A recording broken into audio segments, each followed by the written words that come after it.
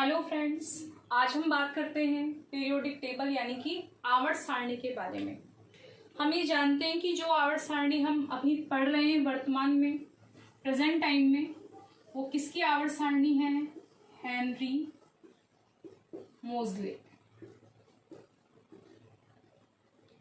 इसमें हम आज बात करेंगे आवर्त सारणी के कुछ इम्पोर्टेंट स्टेटमेंट्स के बारे में कि कब साइज इंक्रीज होता है, डिक्रीज होता है, इलेक्ट्रोनेगेटिविटी कब घटती है, कब बढ़ती है, उन सब के बारे में हम बात करेंगे। इससे पहले हम बात करें 4 ब्लॉक के बारे में। हम जानते हैं कि आवर्त सारणी में कितने ब्लॉक हैं हमारे पास?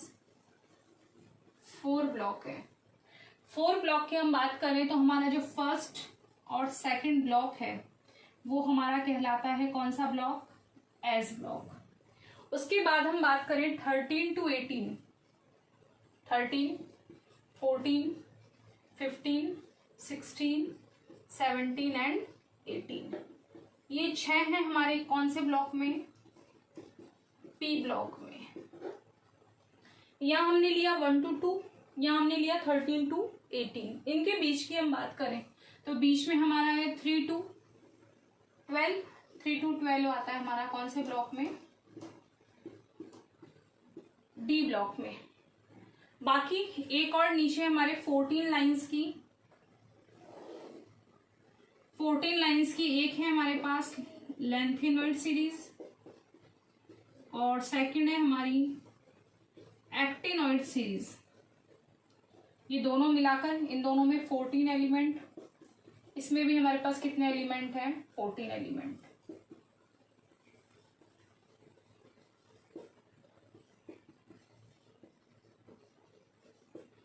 ये दोनों मिलकर कहलाते हैं कौन से ब्लॉक के? F block.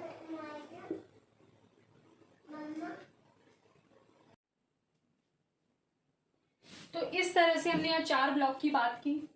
सबसे पहले हमने 1 और 2 लिया। 1 और 2 कौन से ब्लॉक में? एस में। 13 to 18 पी ब्लॉक में। 3 to 12 डी ब्लॉक में। और नीचे जो अलग से 2 सीरीज है लेंथेनॉइड और एक्टिनॉइड, ये दोनों मिलाकर कौन से ब्लॉक में? एफ ब्लॉक में। इसके बाद हम बात करें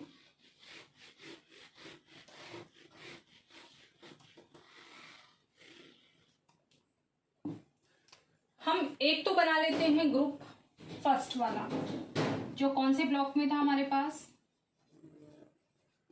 एस ब्लॉक में। फर्स्ट वर्ग में कौन कौन से होते हैं?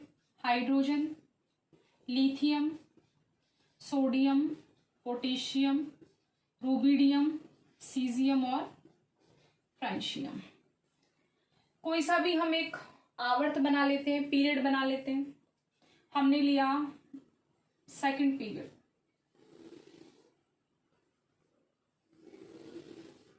सेकंड पीरियड में लिथियम के जस्ट बाद बेरिलियम और यहाँ पी ब्लॉक में आता है हमारे पास boron, carbon, nitrogen, oxygen, fluorine and neon. 13, 14, 15, 16, 17 and 18। तो हमने यहाँ तो एक बनाया वर्ग, एक ग्रुप बनाया और एक हमने क्या बना लिया? Period completely. उसके बाद हम बात करें कि हमेशा जब हम एक ग्रुप का स्टडी करते हैं तो अप टू डाउन करते हैं, ऊपर से नीचे। तो एक वर्ग का अध्ययन तो करते हैं ऊपर से नीचे की ओर जाने पर, जबकि एक आवर्त का अध्ययन करते हैं बाएं से दाएं जाने पर, लेफ्ट टू राइट। सबसे पहले अगर हम बात करें ग्रुप की तो अप टू डाउन यानी एक वर्ग में ऊपर से नीचे आने पर, एक वर्ग में ऊपर से नीचे आने पर आकार में वृद्धि होती है। आकार में क्या होती है? वृद्धि। एक वर्ग में जब हम ऊपर से नीचे आते हैं तो आकार में वृद्धि। ऐसा क्यों होता है? क्योंकि यहाँ पर कोशों की संख्या बढ़ती है। टोटल हमारे पास आवर्त हैं 7, तो n बराबर 1 से लेकर n होता है कितने तक? 7। तो यानी 1 2 कहाँ तक नंबर बढ़ रहे हैं? 7 तक। तो आकार में वृद्धि का कारण क्या है? कोशों की संख्या में वृद्धि के कारण। तो कोशों की संख्या बढ़ती है, कोशों की संख्या बढ़ती है, इसलिए आकार में क्या होती है, वृद्धि। एक वर्ग में कहां से कहां, ऊपर से नीचे जाने पर, एक वर्ग में ऊपर से नीचे जाने पर, अप टू डाउन। एक वर्ग में ऊपर से नीचे जाने पर आकार में क्या होती है, वृद्धि, क्योंकि क्या बढ़ते हैं, कोशों की संख्या बढ़ती है। आकार में वृद्धि है तो इसको हम ये भी कह सकते हैं कि त्रिज्या यानी रेडियस में क्या हो रहा है, रेडियस बड़ा हो रहा है, तो त्रिज्या में क्या हो रही है, वृद्धि। तो इंक्रीज हो रही है कौन, रेडियस। जब किसी का साइज बढ़ता है तो ऑटोमेटिक है कि उसकी रेडियस भी क्या होगी, बढ़ेगी। साइज अगर डिक्रीज होगा तो रेडियस भी क्या होगी, डिक्रीज होगी। तो आकार में यदि वृद्धि होगी तो त्रिज्या में भी वृद्धि। दोनों का रीजन क्या है, नंबर ऑफ शेल बढ़ते हैं, नंबर ऑफ शेल क्या हो रहे हैं, यहाँ पर इंक्रीज हो रहे हैं। तो कोशों की संख्या में वृद्धि के कारण हमारा साइज और रेडियस दोनों में क्या होता है, इंक्रीमेंट होता है, दोनों ही इंक्रीज होती है। उसके बाद हम बात करें, ये तो बात की हमने आकार की कि एक वर्ग में ऊपर से नीचे जाने पर आकार में क्या फर्क पड़ता है। उसके बाद हम बात करें, अगली चीज है हमारी आयनिक त्रिज्या, या आयनिक त्रिज्या की जगह हम यहाँ बात कर सकते हैं आयनिक ऊर्जा, या शॉर्टली हम इसको ये भी कह सकते हैं आयनन विभव भी कह सकते हैं, आयनन विभव कह सकते हैं, या आयनन ऊर्जा कह सकते हैं। आयनन विभव या आयनन ऊर्जा पर क्या इफेक्ट पड़ता है, एक वर्ग में ऊपर से नीचे जाने पर। तो एक वर्ग में हम ऊपर से नीचे जाने की हम बात करें तो आयनन विभव या आयनन ऊर्जा, सबसे पहले तो ये जानना जरूरी है कि दोनों होते क्या हैं। दोनों एक ही चीज है, आयनन विभव कह सकते हैं, आयनन ऊर्जा कह सकते हैं, या आयोनाइजेशन पोटेंशियल कह सकते हैं हम इंग्लिश में से। होता क्या है ये कि जब किसी भी एटम से, ये एटम हो गया और ये इसका न्यूक्लियस यानी ये परमाणु, और परमाणु के अंदर क्या होता है, नाभिक। आउटर शेल के इलेक्ट्रॉन निकालने के लिए, यानी बाह्यतम कोश से इलेक्ट्रॉन निकालने के लिए जो ऊर्जा देते हैं उस ऊर्जा को क्या कहा जाता है, आयनन ऊर्जा। यानी किसी भी एटम के बाह्यतम कोश से इलेक्ट्रॉन को निकालने के लिए जो ऊर्जा दी जाती है उस ऊर्जा को क्या कहा जाता है, आयनन ऊर्जा।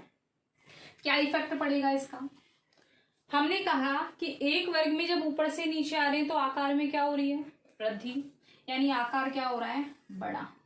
तो सबसे बड़ा आकार हमारे पास किसका हुआ, फ्रेंशियम का। आकार बड़ा है, इसका मतलब बाह्यतम कोश के इलेक्ट्रॉन और नाभिक के बीच की दूरी कैसी हुई, अधिक। तो यानी न्यूक्लियस और आउटर शेल का जो इलेक्ट्रॉन है इनके बीच की रेडियस बढ़ गई, त्रिज्या बढ़ गई। त्रिज्या बढ़ गई तो इसका इस पर प्रभाव क्या हो जाएगा, कम। यानी जो जिस आकर्षण से इसने इलेक्ट्रॉन को पकड़ रखा था वो आकर्षण क्या हो गया, कमजोर। वो अट्रैक्शन कमजोर हो जाएगा, कमजोर हो जाएगा तो ये इजी वे में निकलेगा।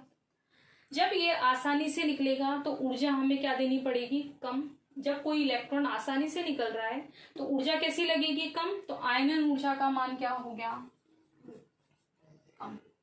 वापस देखिए, एक वर्ग में ऊपर से नीचे आने पर आकार में क्या हो रही थी, वृद्धि।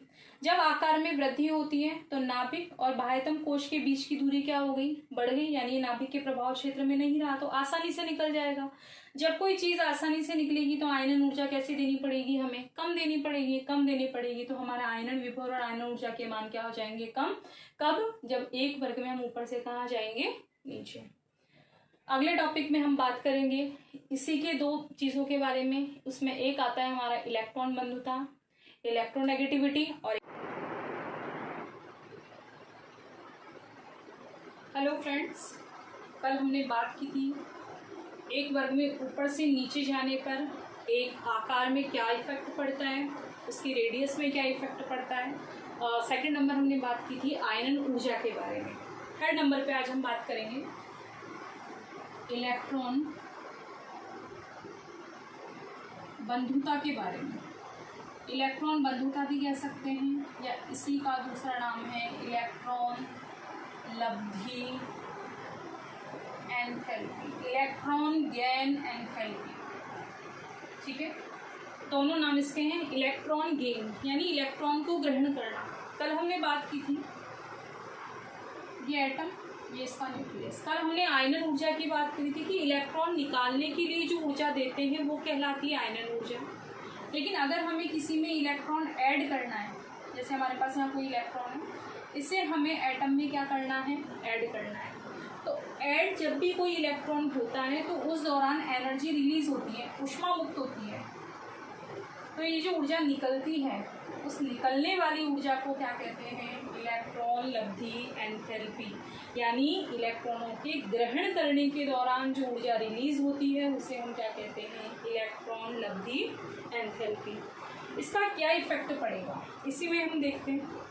हमने कल बात की थी कि एक वर्ग में जब हम ऊपर से कहाँ आते हैं, नीचे की ओर, तो आकार में क्या हो रही थी, वृद्धि। यानी सबसे बड़ा आकार, हम सीजियम और फ्रेंशियम की बात करें तो इनका आकार क्या है, सबसे बड़ा है। हम ये मानते हैं कि यदि किसी का बड़ा आकार है तो बड़ा आकार कब होगा उसका, जब उसके पास पहले से ही इलेक्ट्रॉन क्या होंगे, ज़्यादा होंगे। बड़े आकार का मतलब इसके पास इलेक्ट्रॉन ज़्यादा है, इलेक्ट्रॉन ज़्यादा है तो इसका आकार बड़ा है, और अगर आकार छोटा है तो इसका मतलब उसके पास इलेक्ट्रॉनों की क्या है, कम है। तो सीजियम फ्रेंशियम के पास जब पहले से ही इलेक्ट्रॉन इतने ज़्यादा हैं तो क्या ये इलेक्ट्रॉनों को लेगा, नहीं लेगा। क्यों, जब इसके पास पहले से कोई चीज़ है तो ये इलेक्ट्रॉन को अट्रैक्ट नहीं करेगा। जब इलेक्ट्रॉन को अट्रैक्ट करेगा नहीं तो एनर्जी रिलीज होगी नहीं, और एनर्जी रिलीज होगी नहीं तो इलेक्ट्रॉन लब्धि एंथैल्पी के मान क्या हो जाएंगे, वापस देखिए। एक वर्ग में जब हम ऊपर से नीचे आते हैं तो आकार में क्या होती है, वृद्धि। बड़े आकार वाले के पास इलेक्ट्रॉन कैसे होते हैं, ज़्यादा होते हैं तो वो इलेक्ट्रॉन ग्रहण करेगा नहीं तो इलेक्ट्रॉन बंधुता या इलेक्ट्रॉन लब्धि एंथैल्पी का मान क्या हो जाता है, तो ये ऐसे टॉपिक है जिनमें काफ़ी कंफ्यूजन रहता है कि कभी कोई चीज़ घटती है, डिक्रीज हो रही है, कभी कोई चीज़ इंक्रीज हो रही है। लेकिन अगर हम उसे कंसेप्ट वाइज अगर हम समझे, एक के बाद एक कंटिन्यू अगर हम उसे समझें तो ये चीज़ें काफ़ी इजी है, बहुत इजी वे में पढ़ी जा सकती है चीज़ें। लेकिन इसके लिए हमें इसका पूरा कंसेप्ट याद रखना पड़ेगा। तो हमें लाइफ टाइम कभी भी इसमें कंफ्यूजन नहीं होगा कि कब पीरियोडिक टेबल में, आवर्त सारणी में कब कोई चीज़ डिक्रीज हो रही है, कब कोई चीज़ इंक्रीज हो रही है। तो हमें मोस्टली कुछ बातें ध्यान रखें जिससे हमारा लाइफ टाइम का कन्फ्यूजन दूर हो सकता है। इसके बाद हम बात करें लास्ट, विद्युत ऋणात्मकता, इलेक्ट्रोनेगेटिविटी। अब पहले हमारा ये जानना जरूरी है कि विद्युत ऋणात्मकता होता क्या है। हमने अभी बात की थी, ये हमारा एटम और इसमें बाहर से कोई इलेक्ट्रॉन। इलेक्ट्रॉन बंधुता में तो क्या था कि इलेक्ट्रॉन लब्धि एंथैल्पी क्या थी कि जब कोई इलेक्ट्रॉन आता है तो उस दौरान एनर्जी क्या होती है, रिलीज होती है। उसे हमने क्या कहा था, इलेक्ट्रॉन लब्धि एंथैल्पी कहा था। यहाँ हम बात करें तो सिर्फ इलेक्ट्रॉनों को अपनी तरफ आकर्षित करने की जो क्षमता होती है उसे क्या कहा जाता है, विद्युत ऋणात्मकता। यानी सिर्फ इलेक्ट्रॉनों का क्या होगा, यहाँ पर आकर्षण होगा। आकर्षण का मतलब ये ज़रूरी नहीं है कि इलेक्ट्रॉन ग्रहणीय हो, इसमें कंपल्सरी था कि इलेक्ट्रॉन आएगा तो एनर्जी रिलीज होगी तो वो कम भी हो सकती है और ज़्यादा भी हो सकती है। लेकिन इसमें सिर्फ इलेक्ट्रॉनों को आकर्षण करना है। आकर्षण का मतलब सिर्फ इलेक्ट्रॉनों को अपनी तरफ अट्रैक्ट कर रहा है, ये ज़रूरी नहीं है कि इलेक्ट्रॉन उसके अंदर आ ही जाए। तो विद्युत ऋणात्मकता क्या होती है, नाभिक के द्वारा या किसी परमाणु के द्वारा इलेक्ट्रॉनों को आकर्षित करने की क्षमता को क्या कहा जाता है, विद्युत ऋणात्मकता। इस पर क्या इफेक्ट पड़ेगा एक वर्ग में, देखिए हमने कहा कि एक वर्ग में जब ऊपर से नीचे आते हैं सारी चीज़ें आकार पे डिपेंड है। आकार कम है ज़्यादा है वो चीज़ें हमें ध्यान होनी चाहिए, बाकी हम इसको सबका आंसर इजी वे में दे सकते हैं। हमने कहा था कि एक वर्ग में जब ऊपर से नीचे आते हैं तो आकार में क्या होती है, वृद्धि। आकार बड़ा है तो हमने कहा था आकार बड़ा है इसका मतलब इसके पास पहले से इलेक्ट्रॉन काफ़ी ज़्यादा है।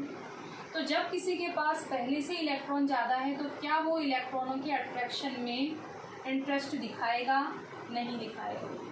इसके पास कमी होती तो ये इंटरेस्ट दिखाता इसको लेने में, इसको आकर्षित करता अपनी तरफ। लेकिन जब पहले से ही इसके पास इलेक्ट्रॉन ज़्यादा है तो ये कोई आकर्षित नहीं करेगा, कोई आकर्षण नहीं दिखाएगा। इसका मतलब विद्युत ऋणात्मकता के मान भी क्या होंगे, कम। इसे हम इजी वे में इस तरीके से याद कर सकते हैं कि एक वर्ग में जब हम ऊपर से कहाँ आते हैं, नीचे की तरफ आते हैं, तो आकार में यानी साइज में क्या हो रहा था, इंक्रीज हो रहा था, साइज बढ़ रहा था, रेडियस भी बढ़ रही थी। तो आकार या साइज बढ़ने पर हमारा आयनन विभव भी कम होता था। यहाँ हम आयनन विभव का भी लिख लेते हैं कल का। आयनन विभव, आयोनाइजेशन पोटेंशियल, यानी अगर हमारा आकार इंक्रीज हो रहा है तो इलेक्ट्रॉन बंधुता, विद्युत ऋणात्मकता, आयरन विभव, इन सभी की वैल्यू क्या हो जाएगी, कम, यानी इन सभी की वैल्यू डिक्रीज होगी। अगर आकार में क्या होता है, इंक्रीमेंट होता है। तो ये हमने बात की है पूरे ग्रुप की। ये पूरे पीरियोडिक टेबल पर क्या होती है, लागू होती है।